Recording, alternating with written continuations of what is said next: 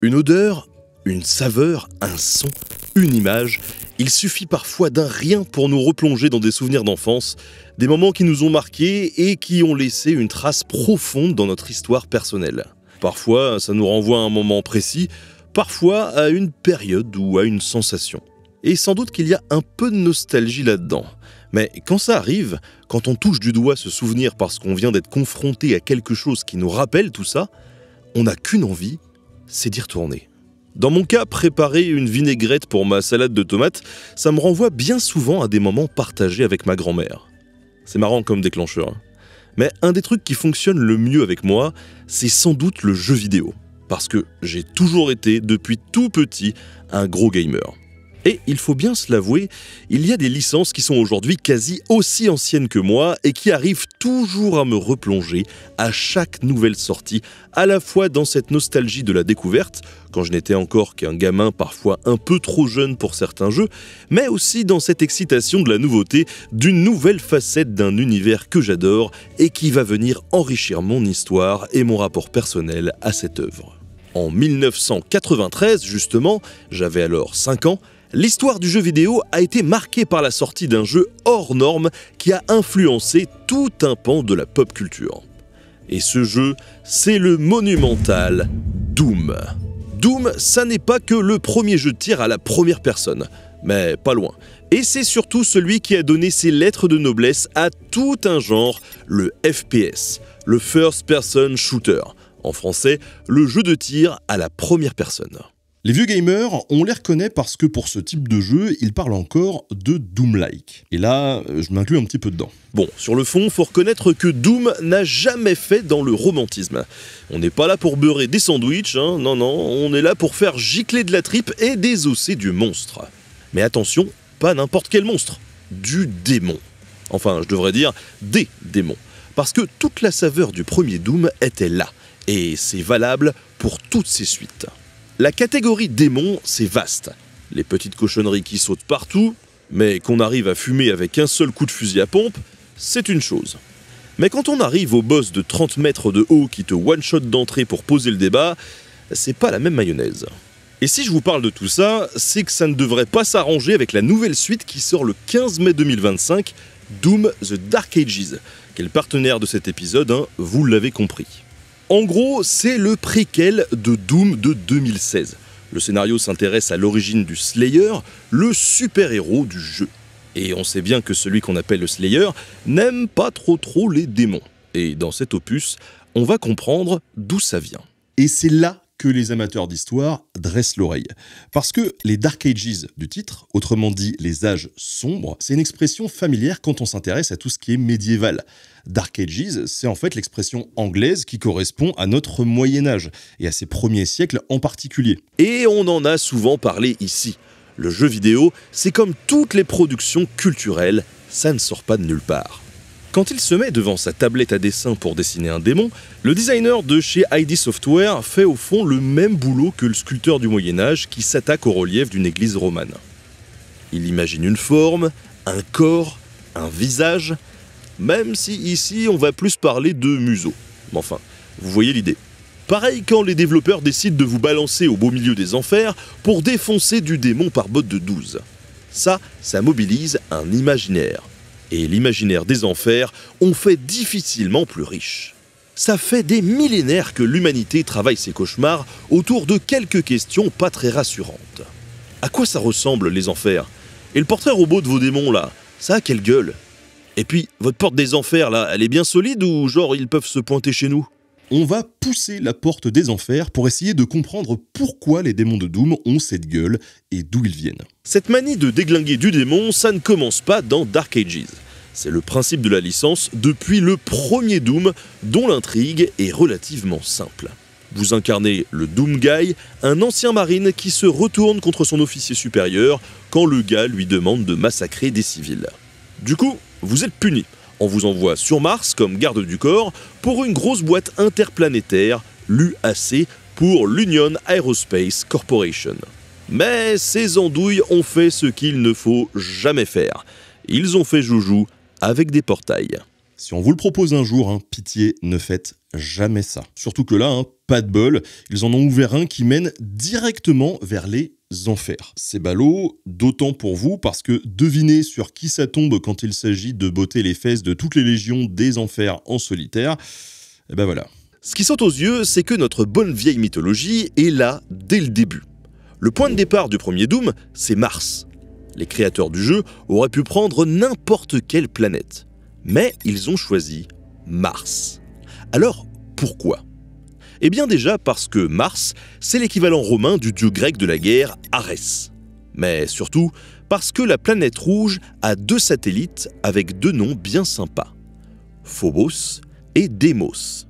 On retrouve la même idée dans les 2 mots, la peur avec un grand P. La terreur. Ah, tout de suite, ça pose une sacrée ambiance.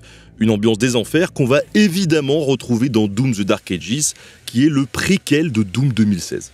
Cette fois, vous n'êtes plus dans un futur plus ou moins proche. Vous êtes à l'origine de l'histoire, dans une espèce de royaume médiéval qui est tombé sous l'emprise des démons. Et là, mettez-vous 2 secondes dans la peau d'un designer. Faut bien l'imaginer, ce monde infernal. Avant même de se poser la question des cochonneries qui se baladent dans le coin, c'est un premier sujet. C'est pas un coin à champignons, ce truc. Tout le monde y veut ta peau. Mais du coup, ça ressemble à quoi, les enfers ? L'humanité s'est toujours demandé ce que ça pouvait donner ce monde infernal. Les premières traces connues d'un truc qui évoque les enfers, on ne les retrouve pas en Occident mais en Mésopotamie, entre l'Irak et l'Iran actuel. Et on ne va pas se mentir, dès le début, c'est pas vraiment joyeux. Déjà, ça installe un truc récurrent. C'est souterrain, et ce qui ressort des descriptions, c'est que ça ressemble à une grande citadelle peuplée par des âmes qui se baladent un peu partout sans vraiment de but. Un petit peu comme moi au supermarché. Ce côté souterrain, on le retrouve plus tard dans les enfers grecs.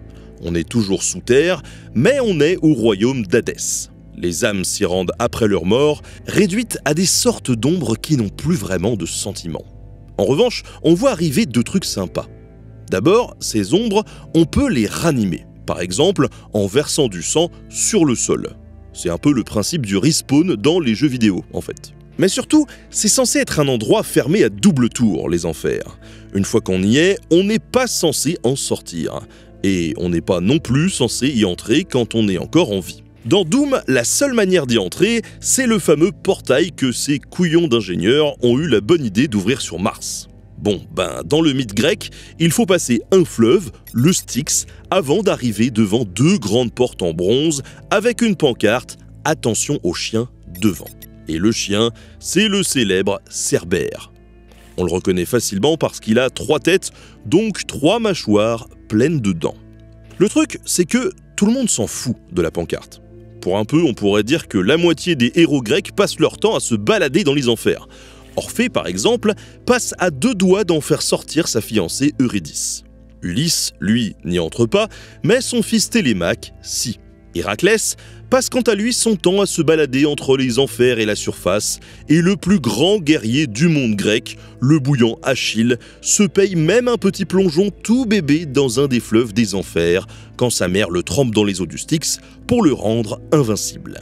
Là où c'est intéressant, c'est que tout ça installe une idée clé. Puisqu'on peut entrer aux enfers et en sortir. Alors, on peut le décrire, et on peut même le cartographier. Les enfers grecs, on peut en dessiner toute une carte, avec ses régions, comme le Tartare ou les Champs-Élysées. On connaît ses fleuves, comme le Styx ou le Léthé, celui qui fait tout oublier si on se baigne dedans. Eh bien ça, dans un jeu vidéo, mes enfants, ça s'appelle des maps. Mais ce qui manque encore aux enfers grecs, c'est une bonne grosse couche de christianisme. Et c'est cette couche-là, selon moi, cette vision chrétienne des enfers, qu'on retrouve le plus dans Doom. Et vraiment, j'insiste, les enfers, c'est un élément fondamental dans le lore de Doom, dans son univers. Ce n'est pas juste un endroit qui dégueule du démon. C'est un champ de bataille qu'on retrouve dans quasiment tous les épisodes, à commencer par le premier Doom, mais aussi l'avant-dernier, Doom Eternal, et donc dans le petit dernier, The Dark Ages. Et à chaque fois, ça me fait dire que cet univers s'inspire largement de la vision chrétienne des enfers. Je suis sûr que vous en voulez une preuve, donc ensemble, on va ouvrir la petite rubrique « L'anecdote du vieux gamer ». En 1992, quand les développeurs du premier Doom ont commencé à travailler sur le jeu, ils sont installés dans de nouveaux bureaux. Et ces bureaux, ils leur ont donné un petit surnom. La suite 666. Et le 666, je ne vous fais pas un dessin parce qu'on le retrouve partout dans la pop culture. Dans l'Apocalypse, un des passages les plus célèbres de la Bible, c'est le chiffre de la bête. Donc, celui du diable. Pour revenir aux enfers, ce que cette grosse couche de Bible apporte surtout de nouveau, c'est l'idée du mal. Dans la version grecque, tout le monde finit chez Hadès. Mais ça n'est pas un lieu de souffrance en soi, au contraire. Les Champs-Élysées, c'est un endroit heureux dans la vision grecque, et ça se trouve au cœur des enfers. Mais dans sa vision chrétienne, pas du tout. Les enfers, c'est le territoire du diable. C'est le territoire du mal.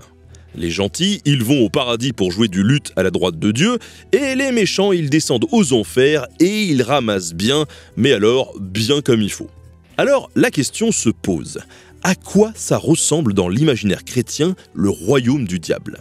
Eh bien là, on peut dire merci à un auteur italien du XIVe siècle, Dante. Sa plus grande œuvre, c'est la Divine Comédie. Et le premier livre de la Divine Comédie, c'est l'Enfer. Dante décrit sa propre visite, une sorte de rêve qu'il fait en suivant les pas d'un ancien poète romain, Virgile, qui lui fait faire le tour des 9 cercles de l'enfer et de ce qui s'y passe. Chaque cercle compte plusieurs régions, et chacune propose son lot de supplices tout à fait sympathiques. C'est le monde des âmes perdues, et c'est d'ailleurs exactement le nom français d'un des monstres récurrents dans Doom, les Lost Souls, des crânes enflammés avec des cornes. Chez Dante, chaque péché trouve sa punition. Chaque pécheur est supplicié par une tripotée de petits diables en tout genre. C'est dans la Divine Comédie qu'on voit apparaître un grand classique de la torture infernale. La cuisson du damné dans un chaudron avec des démons qui attendent juste que ça soit bien cuit pour les bouffer. On le retrouve dans Doom d'ailleurs. On y croise pas mal de bestioles qui essayent de vous arracher des morceaux de chair. C'est cet imaginaire, celui de Dante, qui est sans doute la principale source de notre vision des enfers, parce que tous les artistes de la fin du Moyen-Âge s'en inspirent. Le rêve de Dante, enfin son cauchemar plutôt, on le retrouve partout. Des tableaux de Botticelli jusqu'aux enluminures et de la façade des églises jusqu'à Doom. Si vous êtes un habitué de la série, vous savez que le Slayer combat régulièrement dans les enfers. Et le 3e épisode du premier jeu s'appelait même carrément Inferno. Et le nom des niveaux, c'était le musée du clin d'œil. Pandemonium, par exemple, c'est une référence directe à la capitale des enfers dans une autre œuvre légendaire, le Paradis perdu de Milton. Et c'est pas fini. Toujours dans le premier Doom, le Slayer se balade sur le mont Erebus. C'est une référence à Ereb, une des divinités des enfers. Et vous pouvez parier qu'il y aura d'autres références comme ça dans The Dark Ages, ça devrait être assez marrant de les repérer. Rien qu'avec les extraits qui ont circulé, on voit déjà revenir des éléments récurrents dans la série. Des petits détails graphiques ou des gros qui viennent tout droit du Moyen-Âge, donc de Dante et de ses héritiers.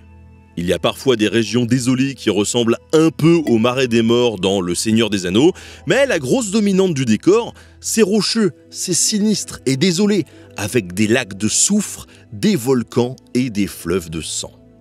La seule source de lumière, c'est le feu, la lave et toutes les flammes des enfers, sans oublier les cendres et la fumée qui vont avec. Et quand on rentre dans les forteresses et dans les villes de Dark Ages, c'est pareil. Les décors restent purement médiévaux avec un petit look bien gothique. Bref, on est aux enfers, et puisque ces enfers rappellent beaucoup la version chrétienne du monde infernal, ça veut dire qu'on devrait croiser des suppôts de Satan toutes les 2 minutes. C'est donc assez logique que dans Doom The Dark Ages, comme dans tous les Doom d'ailleurs, ça soit le festival des démons. C'est bien simple, tout le catalogue est sorti. Une multitude de variantes des imps, de véritables petites saletés, des soldiers équipés parfois de boucliers, des Pinky Riders qui sont parfois un peu trop rapides à mon goût, des tentacules qui sortent du sol et, si t'as pas de bol, un bon gros titan qui te pop dessus. Et comme chaque monstre a ses pouvoirs, ses armes et ses caractéristiques bien précises, il vaut mieux les identifier rapidement pour pouvoir les dégommer parce que sinon, on meurt. Mais si on regarde bien, si on apprend ce qui leur fait mal, si on utilise la bonne arme au bon moment, là, ça devient du gâteau. Enfin, presque. Cette idée que pour combattre les démons, il faut apprendre à les connaître, ça n'est pas nouveau. Aujourd'hui, si vous n'arrivez pas à tomber le boss qui vous tatane depuis des jours, pas de problème. Une petite recherche sur internet, ça regorge de vidéos, d'articles et de sites qui sont là pour vous aider. Eh bien, au Moyen-Âge et jusqu'au XVIIe, XVIIIe siècle, c'est exactement la même chose. Enfin, on n'a pas encore inventé la console et le PC, mais pour ce qui est du petit manuel des enfers, on n'a qu'à se baisser et il y en a partout. C'est même un genre à part entière. Presque une science. Et cette science, on l'appelle la démonologie. Puisque les enfers existent, puisque l'ennemi démoniaque menace, il faut le connaître. Et c'est ça le but des chroniqueurs du Moyen-Âge, qui sont les plus souvent des hommes d'église, des moines ou des inquisiteurs. C'est dans ces traités qu'on voit naître un paquet de détails qui vont s'enraciner dans la culture savante.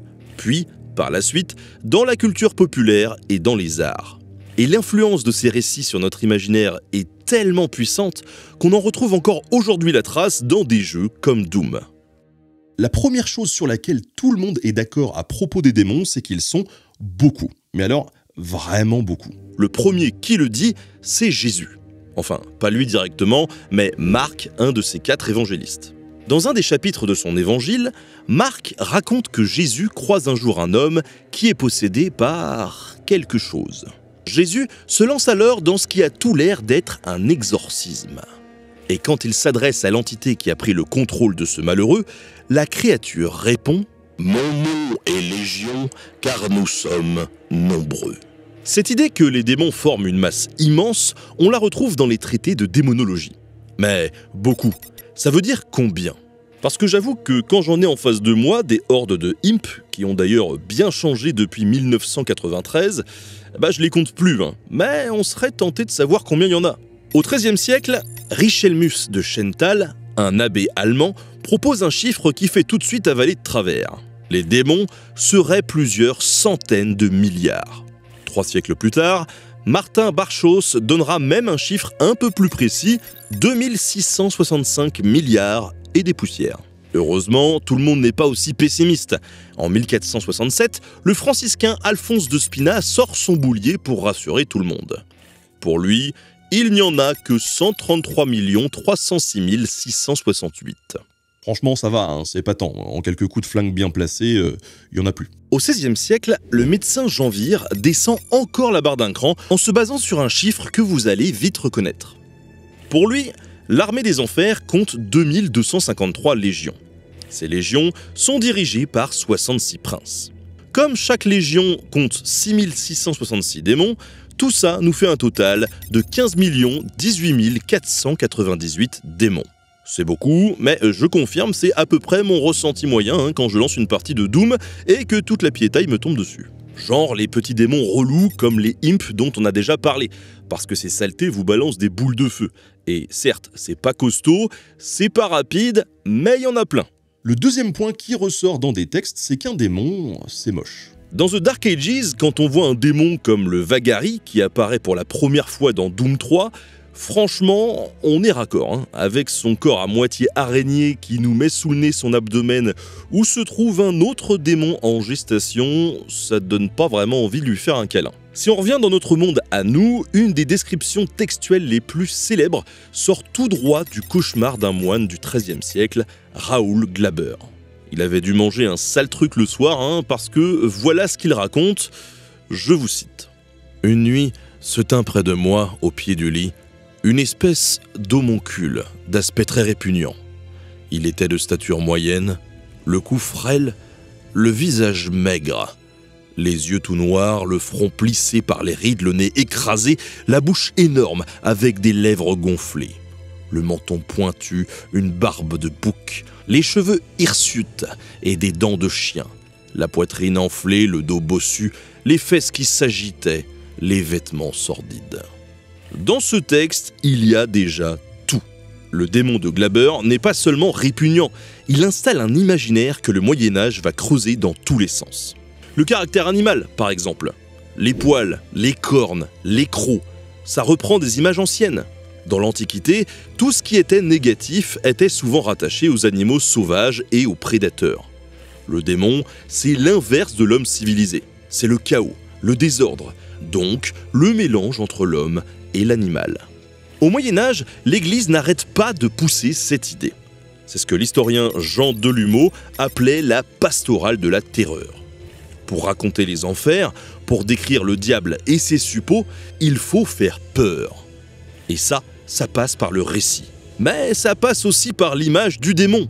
Quand on leur demande de montrer le démon, les peintres et les sculpteurs projettent tout un bestiaire démoniaque qu'on retrouve partout dans les églises romanes, sur les piliers, sur le portail et sur les peintures. Là où c'est drôle, c'est que c'est beaucoup plus varié que la représentation des anges, par exemple. Le diable, il est parfois beau dans l'imaginaire médiéval. Et après tout, c'est le tentateur, c'est le séducteur. Mais alors ces troupes, pas du tout. Le démon, c'est celui qui change de forme. Et cette forme, elle est toujours affreuse. Elle peut avoir des ailes, elle peut avoir les sabots d'un bouc, les serres d'un aigle ou les crocs d'un serpent. En tout cas, il y a une constante, il est toujours sauvage et difforme. Cette laideur dans l'esprit des moines et des artistes, c'est le reflet de leur péché. Dans Doom, c'est pareil, on retrouve ce mélange d'hommes et d'animaux et on y ajoute encore une couche en plus, la technologie. Vu le lore du jeu, c'est assez logique. Alors, le lore, pour ceux qui ne sont pas familiers du terme, c'est tout ce qui constitue l'univers d'un jeu. Son histoire, ses personnages, sa mythologie, etc. Bref, comme les démons passent par les portails construits par les ingénieurs spatiaux pour envahir le monde, ils mélangent l'homme, l'animal et la machine. L'Arachnotron, par exemple, un des grands classiques de Doom, c'est un cerveau qui se déplace sur des pattes d'araignée métalliques. Dans Dark Ages, on retrouve aussi le cyberdémon, un autre monstre récurrent de la licence. Lui, c'est le résultat d'un mariage infernal entre la cybernétique et un vieux monstre grec, le Minotaure. Il a gardé les cornes du taureau, il a le torse d'un être humain, mais son bras gauche est un lance-roquette et ses jambes sont des prothèses en métal. Et là encore, on retrouve l'idée d'une chimère à l'ancienne, d'un hybride, mais avec de la robotique en plus. Bref, le cyberdémon se situe quelque part entre le Balrog et Robocop. Le troisième et dernier truc qu'on retrouve à la fois dans les traités de démonologie et dans Doom, c'est l'idée qu'il y a d'un côté la piétaille et de l'autre les boss. Parce que ça, dès le Moyen-Âge, les auteurs expliquent que les enfers sont un monde organisé. En fait, ils vont juste projeter notre société, notre monde, sur celui des démons. Sur Terre, il y a une hiérarchie avec des nobles et des vilains, et donc c'est forcément pareil aux enfers. On a déjà parlé de Raoul Glaber. Côté paradis, il y a le Père, le Fils et le Saint-Esprit. C'est ce qu'on appelle la Sainte Trinité. Glaber reprend la même idée du côté des enfers, avec 3 gros boss qui forment une trinité démoniaque. Lucifer, Belzébuth et Satan. On trouve ensuite 4 rois pour les 4 points cardinaux. On ajoute encore 7 autres rois, 8 princes, 12 ducs et 10 marquis, ce qui nous fait 46 quand on ajoute 2 comtes. Et cette idée qu'il y a des grades, on la retrouve dans tous les traités de démonologie. Dans toutes les listes de démons, on retrouve des princes, des ducs, des comtes, des marquis. Bref, une aristocratie avec le diable au sommet. En français, le traité de magie démoniaque que l'on connaît, c'est le livre des Hesperides, qui date d'à peu près 1550. Et ça, en fait, c'est rien de moins qu'un bottin mondain, c'est le Wikipédia des enfers. Et ce document, il nous présente une petite 50aine de démons avec leur titre, leur apparence physique, leurs fonctions et la taille de leurs armées. Alors dans Doom, bizarrement, on ne sait pas trop qui dirige le territoire infernal. On devrait apprendre des trucs dans The Dark Ages, mais pour le moment, c'est pas très clair. Depuis Doom Eternal, on sait que le chef des enfers, c'est le Seigneur des Ténèbres. Mais le seul autre nom qu'on lui connaît, c'est le sans-nom, ce qui nous aide pas beaucoup. Pour les grades, en revanche, on retrouve 2 ou 3 mots-clés de l'aristocratie infernale. Dans Doom Eternal, on croisait par exemple quelques barons des enfers, des monstres avec des cornes et des pattes de chèvre qui rappellent beaucoup les satyres de l'Antiquité, en tout cas physiquement. Et dans Dark Ages, on va retrouver les Hell Knights, les chevaliers de l'enfer. D'ailleurs, cette notion de grade, on va la retrouver aussi au sein même d'une catégorie de démons. Par exemple, on peut tomber sur un mancubus normal, sur un autre qui a eu un peu plus de chance au tirage et qui se retrouve muni d'une armure, ou encore d'un leader mancubus qui fait carrément moins rire. Doom a toujours exploité l'imaginaire antique et médiéval autour des enfers. Et c'est tout un héritage que vous allez retrouver dans Doom The Dark Ages, tout comme on le retrouvait déjà dans les autres épisodes. Mais avec le temps, c'est devenu de plus en plus précis. La puissance des machines a changé, et donc les artistes, les designers, les développeurs ont pu se faire plaisir avec un lore de plus en plus riche et de plus en plus beau. Mais attention, le principe ne bouge pas, hein. On continue de déglinguer du démon, et d'ailleurs, on va croiser de grands classiques, comme les cacodémons, des espèces de masses de chair cornues et un peu dégueulasses qui flottent en l'air. On retrouvera aussi le Mancubus, un énorme monstre avec des pattes d'éléphant. Ce qui est intéressant, c'est que Doom, c'est pas le seul jeu vidéo qui s'amuse à confronter les joueurs à tous les démons de l'enfer. En fait, il y a beaucoup plus de jeux qui se passent aux enfers que de jeux qui se passent au paradis. Et ça pour une raison simple, c'est un peu chiant le paradis. Les enfers, non seulement tu sais que tu vas te marrer, mais le potentiel du lore est beaucoup plus riche parce que l'imaginaire est beaucoup plus large. Dans l'art occidental, le diable, c'est un super personnage, alors que Dieu, carrément moins. Et c'est pareil pour les démons, c'est beaucoup plus riche que les anges, et ça remonte à loin. Quand on a entendu parler de la Divine Comédie de Dante, en fait, on connaît surtout l'enfer, le coup des 9 cercles et des supplices. Le purgatoire et le paradis, nettement moins. Mais maintenant, qu'est-ce qui fait que Doom est différent des autres jeux infernaux? Eh ben déjà, c'est le premier. Mais surtout, la sortie de Dark Ages ajoute encore une couche à un lore qui a toujours été plus profond que ce qu'on croit. Au départ, on dirait juste un shoot comme les autres, mais quand tu creuses, eh bien tu peux réaliser que ça croise à la fois des références à la culture classique et des références à la science-fiction et à l'horreur. Et ça, c'est parti pour être encore plus prononcé dans The Dark Ages. On a l'impression d'être à la fois dans Alien, dans Robocop, chez Lovecraft et dans la Divine Comédie. C'est l'enfer, certes, mais c'est un enfer qui est bourré de références. Bon, et puis Doom, c'est aussi un peu du Shakespeare. La preuve, dans son œuvre La Tempête, Shakespeare écrit une phrase célèbre que je vous cite maintenant. « L'enfer est vide, tous les démons sont ici ». Et bien dans Doom, c'est exactement le programme. Tous les démons sont ici et il va falloir tous les poutrer. Merci à tous d'avoir suivi cet épisode écrit par et avec le camarade Jean-Christophe Piot. Je vous rappelle que Doom The Dark Ages sort le 15 mai 2025 et même qu'il sera accessible en accès anticipé dès le 13 mai avec l'édition Premium. J'ai eu l'occasion de le tester perso et c'est aussi jouissif que les autres volets de cette incroyable saga. En tout cas, je vous mets un lien en description si vous voulez en savoir plus et on se retrouve très vite pour de nouvelles vidéos. Ciao!